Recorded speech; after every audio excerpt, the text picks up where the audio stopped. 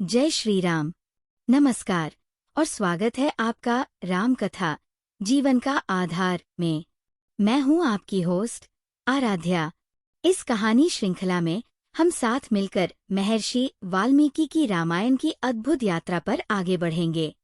हमारी कहानी केवल महर्षि वाल्मीकि की मूल रचना पर आधारित नहीं है, बल्कि इसमें अन्य भारतीय परंपराओं और लोक कथाओं से भी प्रेरणा ली गई है। हमारा उद्देश्य है कि आपको इस अमर कथा का ऐसा अनुभव दें जो आपके हृदय को छू सके और जीवन के हर पहलू को समझने का अवसर प्रदान करे। इस कहानी श्रृंखला में हम पहले कांड बालकांड में महर्षि वाल्मीकि की दिव्य रामायण की यात्रा को आगे बढ़ा रहे हैं। पिछले एपिसोड में हमने देखा कि कैसे राजा दशरथ ने महर्षि वशिष्ठ के परामर्श से अश्वमेध यज्ञ किया। यज्ञ के समापन पर महर्षि वशिष्ठ ने उन्हें पुत्र प्राप्ति की अभिलाषा को पूर्ण करने के लिए पुत्र कामेष्टि यज्ञ करने की सलाह दी। ये यज्ञ केवल राजा दशरथ के जीवन की नहीं, बल्कि इक्ष्वाकु वंश की महानता, अयोध्या की समृद्धि और धर्म के मार्ग पर चलने वालों के लिए अत्यंत महत्वपूर्ण है। आइए इस दिव्य यात्रा पर साथ चलें। महर्षि वशिष्ठ से परामर्श के बाद राजा दशरथ ने पुत्र कामेष्टि यज्ञ करने का निश्चय किया। लेकिन सवाल ये था कि इस विशेष यज्ञ को कौन संपन्न करेगा।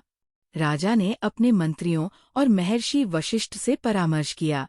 उनके सबसे भरोसेमंद मंत्री सुमंत्र ने सुझाव दिया कि इस यज्ञ के लिए ऋष्यशृंग को आमंत्रित किया जाए। सुमंत्र ने राजा दशरथ को ऋष्यशृंग की कहानी भी सुनाई, जो एक अनूठी घटना से जुड़ी थी। महर्षि विभांडक महर्षि कश्यप के वंशज थे। एक दिन महर्षि विभांडक अपने नियमित प्रार्थना के बाद एक सुंदर झील में स्नान कर रहे थे। उसी समय उन्होंने दिव्य अप्सरा उर्वशी को झील के पास देखा। महर्षि विभांडक उर्वशी की अद्भुत सुंदरता को देखकर आकस्मिक रूप से अपने वीर्य का स्खलन कर बैठे। उसी समय एक हिरनी वहां पानी पीने आई। उस हिरनी ने उस जल को पी लिया और गर्भवती हो गई। इसी अद्भुत घटना से कुछ समय बाद उस हिरनी ने एक अद्भुत बालक को जन्म दिया। इस बालक के सिर पर छोटे छोटे सींग थे, जो उसे एक अनोखा रूप देते थे। इसलिए उसका नाम ऋष्यशृंग रखा गया, जिसका अर्थ है सींगों से सुशोभित ऋषि पुत्र। वह अपने पिता विभांडक के साथ जंगल में रहते हुए बड़े हुए और उनका जीवन पूरी तरह से प्रकृति और तपस्या के बीच बीता। वह अपने पिता विभांडक के साथ वन में रहे और पूरी तरह से एकांत जीवन व्यतीत किया। उन्होंने अपने पिता के अलावा किसी अन्य मनुष्य को कभी नहीं देखा, यहाँ तक कि उन्होंने किसी स्त्री को भी नहीं देखा था। महर्षि विभांडक का एक स्पष्ट नियम था कि उनके पुत्र ऋष्यशृंग को ब्रह्मचर्य आश्रम के दौरान बाहरी दुनिया से दूर रखा जाए, विशेषकर स्त्रियों से। उनका मानना था कि ऋष्यशृंग अभी बहुत छोटे और भोले हैं और उनकी शिक्षा और तपस्या के लिए बाहरी प्रभावों से बचना आवश्यक है। इसलिए उन्होंने अपने पुत्र को सख्त निर्देश दिए थे कि किसी भी अजनबी से, खासकर अपरिचित आगंतुकों से सावधान रहें। उसी समय अंग देश पर राजा लोमपाद का शासन था, जो राजा दशरथ के मित्र भी थे। लोमपाद ने एक बार ब्राह्मण को धोखा दिया था, जिसके कारण सभी ब्राह्मणों ने देश छोड़ दिया। इसके परिणाम स्वरूप देश में वर्षा बंद हो गई और एक भयंकर अकाल पड़ गया। राजा लोमपाद ने देश में बचे हुए कुछ ब्राह्मणों से इस समस्या का समाधान पूछा। उन्होंने कहा कि यदि कोई ऐसा मुनि जिसने कभी स्त्री को न देखा हो यज्ञ संपन्न करे तो वर्षा होगी। लोमपाद ने अपने दूतों को चारों ओर भेजा और अंततः उन्हें ऋष्यशृंग के बारे में पता चला। लोमपाद ने ऋष्यशृंग को अंग देश लाने के लिए एक चालाक योजना बनाई। उन्होंने कुछ सुंदर युवतियों को बुलाया और पूछा कि क्या वे इस कार्य को पूरा कर सकती है। सभी ने इसे असंभव कहा, लेकिन एक युवती ने इस चुनौती को स्वीकार कर लिया। वह युवती महर्षि विभांडक के अपने पुत्र ऋष्यशृंग के लिए बनाए गए स्पष्ट नियमों को भली भांति समझती थी। उसने ये योजना बनाई कि वह केवल तभी आश्रम में जाएगी जब महर्षि विभांडक वहां नहीं होंगे। एक दिन जब महर्षि विभांडक किसी कार्य के लिए आश्रम से बाहर गए हुए थे, तब उस युवती ने इस अवसर का लाभ उठाया और ऋष्यशृंग से मिलने आश्रम पहुंच गई। वह युवती नाव में एक अस्थायी आश्रम बनाकर विभांडक के आश्रम के पास पहुंची। जब विभांडक आश्रम में नहीं थे, तब उस युवती ने ऋष्यशृंग से मुलाकात की। उसने अपनी मधुर वाणी और आकर्षक व्यवहार से ऋष्यशृंग को मोहित कर लिया। उसने अपने बारे में बताया कि वह एक तपस्वी की पुत्री है और पास के एक आश्रम में रहती है। ऋष्यशृंग, जो स्त्री जाति से अनजान थे, उस युवती के आकर्षण में बंध गए। जब वह युवती चली गई, तो ऋष्यशृंग बहुत उदास और व्यथित हो गए। विभांडक जब लौटे, तो उन्होंने अपने पुत्र की बेचैनी को देखा और पूछा कि क्या कोई आश्रम में आया था। ऋष्यशृंग ने बताया कि एक सुंदर युवक आया था, जिससे विभांडक को संदेह हुआ कि यह कोई स्त्री रही होगी। इसलिए उन्होंने अपने पुत्र को फिर से सख्त निर्देश दिए कि किसी भी अजनबी से, खासकर अपरिचित आगंतुकों से, सावधान रहें। पहली मुलाकात के बाद युवती ने समय समय पर ऋष्यशृंग से मिलने आना शुरू कर दिया। धीरे धीरे वे एक दूसरे के मित्र बन गए। कुछ समय बाद जब युवती फिर से आश्रम में आई, तो ऋष्यशृंग उससे मिलने के लिए अत्यधिक उत्साहित थे। इस बार युवती ने उन्हें अपने अस्थायी आश्रम में चलने के लिए कहा, जो एक नाव पर बना हुआ था। ऋष्यशृंग, जो अब तक उस युवती के आकर्षण में पूरी तरह बंध चुके थे, उसके साथ चलने के लिए तैयार हो गए। युवती ने ऋष्यशृंग को नाव पर चढ़ाया और नाव धीरे धीरे नदी में बहने लगी। जब तक महर्षि विभांडक वापस लौटे, तब तक ऋष्यशृंग आश्रम छोड़ चुके थे। युवती ने अपनी योजना के अनुसार ऋष्यशृंग को अंग देश की ओर ले जाने के लिए नाव को नदी में आगे बढ़ा दिया। नदी के मार्ग से होते हुए ऋष्यशृंग और वह युवती अंततः अंग देश के राजा लोमपाद के महल तक पहुंच गए। राजा लोमपाद, जिन्होंने ये सारा आयोजन करवाया था, ऋष्यशृंग के आगमन से अत्यधिक प्रसन्न हुए। राजा लोमपाद ने आदरपूर्वक ऋष्यशृंग को अपने राज्य में यज्ञ करने के लिए आमंत्रित किया, जिससे राज्य में गंभीर अकाल समाप्त हो सके। विनम्र स्वर में राजा लोमपाद ने कहा, हे ऋष्यशृंग, आपके आगमन से हमारा राज्य धन्य हो गया है। आपकी तपस्या और दिव्यता के बारे में सुनकर मुझे आपको यहाँ लाने की प्रेरणा मिली। हमारा राज्य एक गहरी समस्या का सामना कर रहा है। यहाँ बारिश नहीं हो रही है और भयानक अकाल के कारण लोग अत्यंत कष्ट झेल रहे हैं। मैं आपसे विनम्र निवेदन करता हूँ कि कृपया यज्ञ करें, जिससे देवता प्रसन्न हों और यह संकट समाप्त हो सके। ऋष्यशृंग ने राजा की प्रार्थना को ध्यानपूर्वक सुना। शांत और धैर्यपूर्ण स्वर में उन्होंने उत्तर दिया, हे राजन, यदि मेरे यज्ञ से आपके लोगों को राहत मिल सकती है और देवताओं की कृपा प्राप्त हो सकती है, तो मैं इसे अवश्य संपन्न करूंगा। धर्म के मार्ग पर चलना और लोगों के कल्याण के लिए कार्य करना हमारा परम कर्तव्य है। राजा लोमपाद ने तुरंत यज्ञ की तैयारियां आरंभ कर दी। यज्ञ स्थल को पवित्र किया गया और विद्वान ब्राह्मणों को भाग लेने के लिए आमंत्रित किया गया। ऋष्यशृंग ने अपने गहन ज्ञान और तपस्या से यज्ञ का आरंभ किया। वैदिक मंत्रों की गूंज से वातावरण दिव्यता से भर गया और वहां उपस्थित हर व्यक्ति इस अलौकिक अनुभव से अभिभूत हो गया। जैसे ही यज्ञ समाप्त हुआ, आकाश में काले बादल छा गए और मूसलधार बारिश होने लगी। लोगों की खुशी का ठिकाना न रहा। राजा लोमपाद अत्यंत प्रसन्न होकर बोले, ऋष्यशृंग, आपकी तपस्या और दिव्यता ने हमारे राज्य को एक नया जीवन दिया है। ये बारिश केवल पानी नहीं है, ये हमारे लोगों के लिए आशा और समृद्धि का प्रतीक है। मैं सदैव आपका ऋणी रहूंगा। ऋष्यशृंग ने कोमलता से मुस्कुराते हुए उत्तर दिया, हे राजन, ये सब देवताओं की कृपा और धर्म के पालन का परिणाम है। लोगों का कल्याण ही हमारा सबसे बड़ा धर्म है। अकाल के समाप्त होने के साथ अंग देश में खुशी लौट आई। लोग ऋष्यशृंग के प्रति गहरी श्रद्धा से भर गए।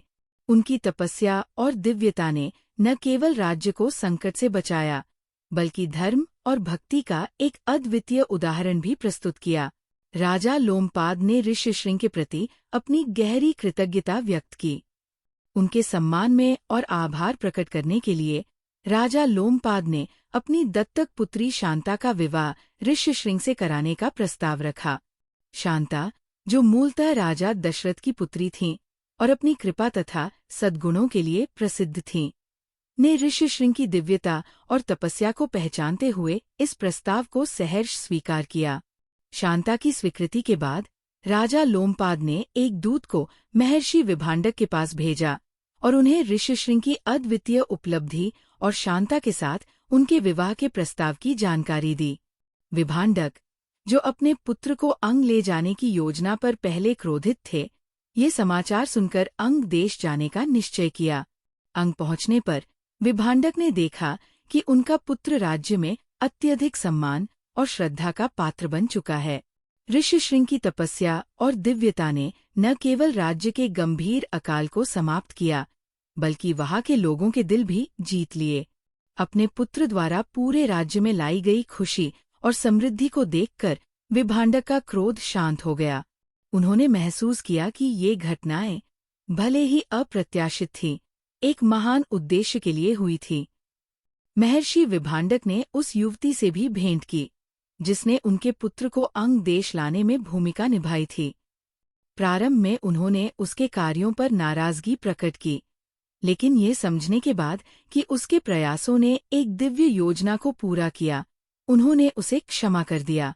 उन्होंने इस बात को स्वीकार किया कि उसके कार्य, भले ही असामान्य थे, धर्म और राज्य के कल्याण के लिए ही थे। अपने पुत्र पर गर्व और घटनाओं के प्रति नई स्वीकृति के साथ विभांडक ने नवविवाहित युगल को आशीर्वाद दिया और अपने आश्रम लौट गए। ये विवाह केवल एक व्यक्तिगत संबंध नहीं था, बल्कि अंग देश और उसके लोगों के कल्याण के लिए एक महत्वपूर्ण घटना थी।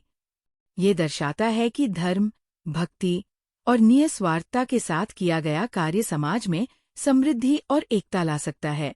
ऋष्यशृंग की अंग देश में भूमिका और शांता के साथ उनका मिलन राज्य के लिए एक नई आशा, समृद्धि और एकता का प्रतीक बन गया।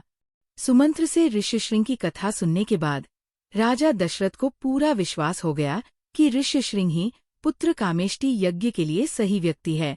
उनकी दिव्यता और अद्वितीय तपस्या के किस्से सुनकर दशरथ के मन में अटूट श्रद्धा उत्पन्न हुई। साथ ही ये जानकर कि ऋष्यशृंग उनकी अपनी पुत्री शांता के पति हैं, राजा दशरथ का हृदय और भी प्रसन्न हो गया।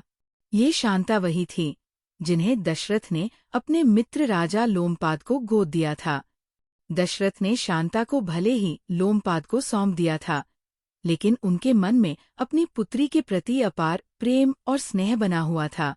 दशरथ ने सोचा, इस यज्ञ के बहाने मैं अपनी पुत्री के पति से भी मिल पाऊंगा और ये सुनिश्चित कर सकूंगा कि शांता ने एक योग्य जीवनसाथी पाया है। दशरथ ने ठान लिया कि वह ऋष्यशृंग को यज्ञ के लिए आमंत्रित करेंगे।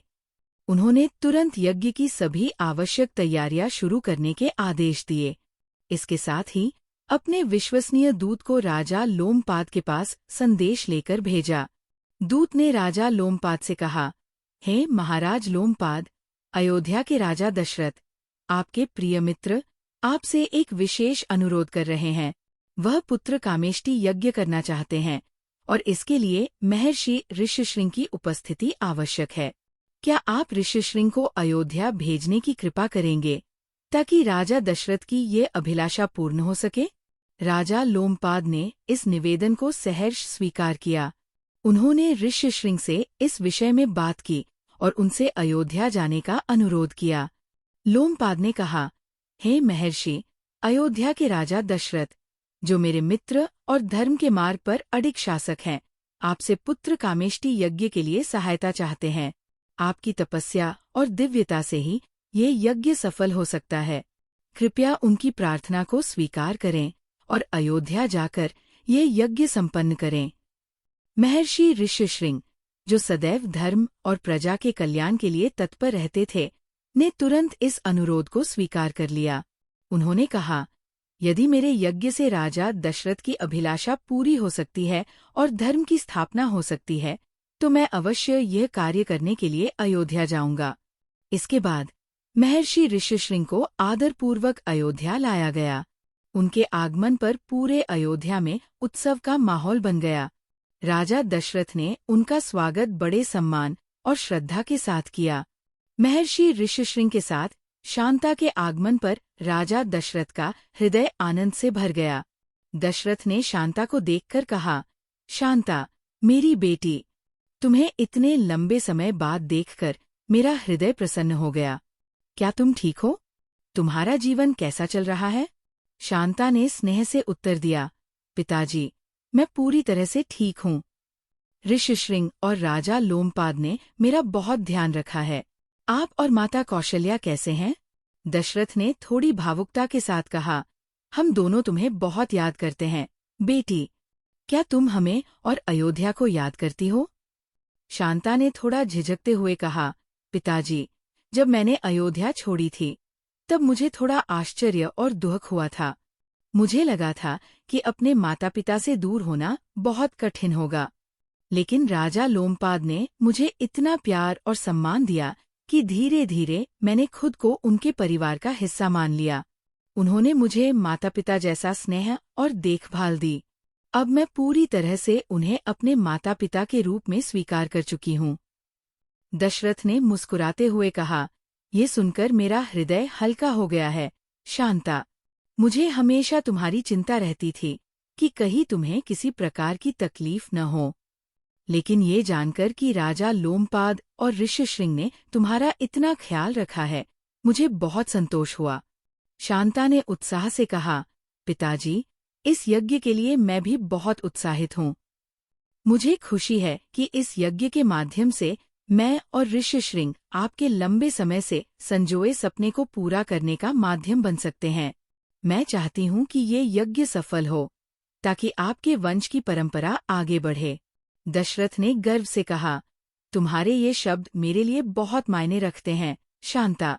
तुमने हमेशा अपने कर्तव्यों और आदर्शों का पालन किया है। ये जानकर कि तुम भी इस यज्ञ की सफलता के लिए इतना समर्पित हो, मुझे और भी खुशी होती है। शांता मुस्कुराते हुए बोली, पिताजी, मैं भी इस यज्ञ की तैयारियों में पूरी तरह से शामिल हो रही हूँ। ऋषिशृंग और मैं चाहते हैं कि सब कुछ पूर्ण विधि विधान के साथ संपन्न हो। और मैं भी यह जानने के लिए उत्सुक हूँ कि मेरे भविष्य के भाई बहन कैसे होंगे। दशरथ ने भावुक होकर कहा, तुम्हारा ये समर्पण और उत्साह मुझे और भी शक्ति देता है, शांता। मुझे विश्वास है कि ये यज्ञ अवश्य सफल होगा और हमारी प्रार्थनाएं पूर्ण होंगी। राजा दशरथ और शांता का पुनर्मिलन, साथ ही महर्षि ऋषिशृंग का अयोध्या आगमन, नगर के लिए एक शुभ अध्याय की शुरुआत का प्रतीक था। यह अध्याय आशा, भक्ति और देवताओं की कृपा से भरपूर था। इस भावुक वार्तालाप के दौरान शांता और दशरथ की आंखों में झलकते स्नेह और गर्मजोशी को स्पष्ट रूप से देखा जा सकता था। दशरथ के लिए यह क्षण केवल अपनी प्रिय पुत्री से मिलने का नहीं था, बल्कि ये भी सुनिश्चित करने का था कि उन्होंने उसे सही हाथों में सौंपा था। ये देखकर कि ऋषिशृंग, जो अब उनके दामाद थे, एक अप्रतिम तपस्वी होने के साथ साथ शांता को सुखी और संतोषजनक जीवन प्रदान कर रहे थे, दशरथ के हृदय को असीम शांति और संतोष मिला। शांता ने यज्ञ की तैयारियों में सक्रिय रूप से भाग लिया। उनके उत्साह ने आसपास के सभी लोगों को प्रेरित किया। वह अपने पिता की वर्षों पुरानी अभिलाषा को पूरा होते देखने के लिए बेहद प्रसन्न थी। उनके मन में अपने होने वाले भाइयों के प्रति स्नेह और प्रेम का अनुभव पहले से ही उमड़ने लगा था। कौशल्या ने अपनी पुत्री शांता को इतने लंबे समय बाद देखकर भावुकता से भरकर उसे गले से लगा लिया। जब शांता ने उनके चरण स्पर्श किए, कौशल्या की आंखों में आंसू छलक आए, लेकिन उनका चेहरा खुशी से दमक रहा था। कौशल्या ने स्नेहपूर्वक कहा, शांता, मेरी बच्ची, तुम्हें इतने वर्षों बाद देखकर मेरा मन भर आया है। तुम कैसी हो? क्या तुम्हें वहाँ कोई कठिनाई तो नहीं हुई? शांता ने मुस्कुराते हुए उत्तर दिया, माँ, मैं बहुत अच्छी हूँ। राजा लोमपाद और ऋषिशृंग ने मेरा बहुत ध्यान रखा है। मुझे वहाँ किसी भी चीज की कमी महसूस नहीं हुई, लेकिन मैं आप सबको बहुत याद करती हूँ। कौशल्या ने शांता के सिर पर प्यार से हाथ फेरा और कहा, तुम्हें देखकर ऐसा लगता है जैसे मेरा मन हल्का हो गया है। तुम्हारे चेहरे पर ये संतोष और खुशी देखकर मैं समझ गई हूँ कि तुमने अपने नए जीवन को कितनी खूबसूरती से अपनाया है। ये मेरे लिए सबसे बड़ी खुशी है। यज्ञ की तैयारियों के बीच जब शांता और ऋषिशृंग अपनी जिम्मेदारियों में व्यस्त थे, दशरथ और कौशल्या महल के एक शांत कोने में बैठे और अपने विचार साझा किए। कौशल्या ने मुस्कुराते हुए कहा, महाराज, शांता को इतने वर्षों बाद देखकर मेरा मन प्रसन्नता से भर गया है। वह कितनी गुणी और संस्कारी हो गई है। उसकी विनम्रता और कर्तव्यपरायणता देखकर लगता है कि वह हमारी सबसे बड़ी उपलब्धि है। दशरथ ने भावुक स्वर में कहा, हाँ, कौशल्या, जब मैंने उसे लोमपाद को सौंपा था, तब मेरे मन में अनेक शंकाएं थीं। लेकिन अब उसे देखकर मुझे ये विश्वास हो गया है कि हमने सही निर्णय लिया। वह न केवल एक आदर्श पत्नी बनी है, बल्कि हमारे संस्कारों का भी मान बढ़ा रही है। कौशल्या ने हल्की उदासी के साथ कहा, महाराज, क्या आपको नहीं लगता कि उसने हमें बहुत याद किया होगा? मैं अक्सर उसे अपने पास न पाकर खालीपन महसूस करती हूँ। लेकिन अब उसे यहाँ देखकर ये शांति मिलती है कि उसने अपने नए जीवन को पूरी खुशी और प्यार से अपनाया है। लोमपाद और ऋषिशृंग ने उसे सच्चे मन से अपनाया है। दशरथ ने उसे सांत्वना देते हुए कहा, कौशल्या, मैं भी उसकी कमी महसूस करता हूँ। लेकिन शांता ने स्वयं कहा है कि उसने लोमपाद और ऋषिशृंग को अपना परिवार मान लिया है। ये जानकर कि वो वहाँ खुश है, मेरा सारा दुख समाप्त हो जाता है। और हमें इस बात पर गर्व होना चाहिए कि उसने अपने नए कर्तव्यों को इतनी खूबसूरती से निभाया है। कौशल्या ने गर्व से कहा, आप सही कह रहे हैं, महाराज। शांता के गुण और उसका चरित्र हर बात में झलकता है। उसने न केवल हमारा मान बढ़ाया है, बल्कि ये भी सिद्ध किया है कि वह हमारे दिए हुए संस्कारों का सजीव प्रतीक है। दशरथ ने स्नेहपूर्वक कहा, कौशल्या, शांता की खुशी हमारे लिए सबसे बड़ी शांति है। ये जानकर कि उसने अपने नए परिवार को अपनाया है और वहाँ सफल हो रही है, मेरे सारे दुख मिट जाते हैं। हमें गर्व होना चाहिए कि हमारी पुत्री इतनी धर्मपरायण और संस्कारी है। इस वार्तालाप के दौरान उन्होंने यह भी याद किया कि क्यों उन्होंने शांता को गोद देने का निर्णय लिया था। राजा लोमपाद दशरथ के घनिष्ठ मित्र और अंग देश के पराक्रमी शासक थे। उन्होंने अपनी पत्नी वर्षिणी के साथ अयोध्या की यात्रा के दौरान ये इच्छा व्यक्त की थी। वर्षिणी कौशल्या की बड़ी बहन थी। राजा लोमपाद और वर्षिणी के पास संतान नहीं थी। लोमपाद ने दशरथ से शांता को गोद लेने का निवेदन किया था। कौशल्या लोमपाद के इस असामान्य अनुरोध से चकित रह गई थी। लोमपाद शांता को गोद क्यों लेना चाहते थे? इसका उत्तर लोमपाद की दशरथ की परिस्थितियों की गहरी समझ में था। दशरथ की 3 रानियां थीं और इस कारण उनके भविष्य में और संतान होने की संभावना थी। लोमपाद यह भली भांति जानते हुए शांता को अपनी पुत्री बनाना चाहते थे। यद्यपि कौशल्या अपनी एकमात्र संतान को गोद देने के विचार से प्रारंभ में असंतुष्ट थीं, लेकिन उन्होंने अपनी बहन वर्षिणी और लोमपाद की संतान की गहरी इच्छा को समझा। अंततः उन्होंने इस गोद लेने के लिए सहमति दे दी, ये समझते हुए कि ये निर्णय केवल करुणा का कार्य नहीं, बल्कि एक कर्तव्य भी था। शांता, वर्षिणी और लोमपाद के जीवन में आनंद और पूर्णता लाएगी। इस विश्वास ने कौशल्या को इस कठिन निर्णय को स्वीकार करने में सहायता की। अब यज्ञ की भव्य तैयारियां शुरू हुईं।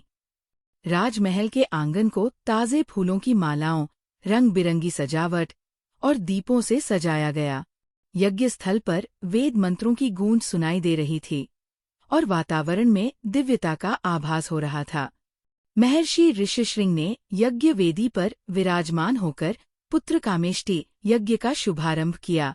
इस यज्ञ का उद्देश्य केवल राजा दशरथ की संतान प्राप्ति ही नहीं था, बल्कि धर्म, भक्ति और सत्य के मार्ग पर चलने की प्रेरणा भी देना था।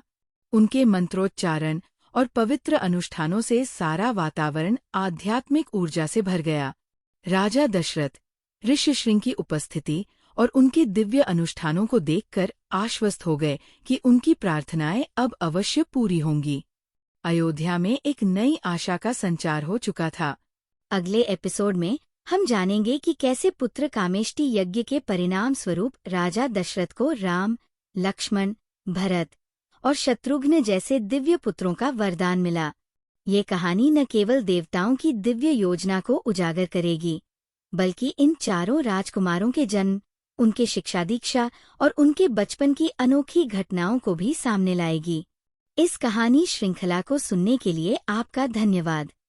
इसे अपने दोस्तों और परिवार के साथ अवश्य साझा करें, ताकि रामायण की ये अमर कथा हर किसी के हृदय तक पहुँचे।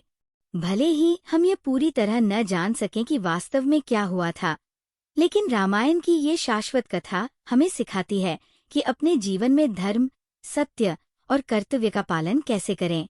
ये हर युग के लिए एक अमूल्य मार्गदर्शक बनी हुई है। भगवान राम आपका जीवन मंगलमय करें और धर्म की ज्योति आपके मार्ग को आलोकित करे। जय श्री राम।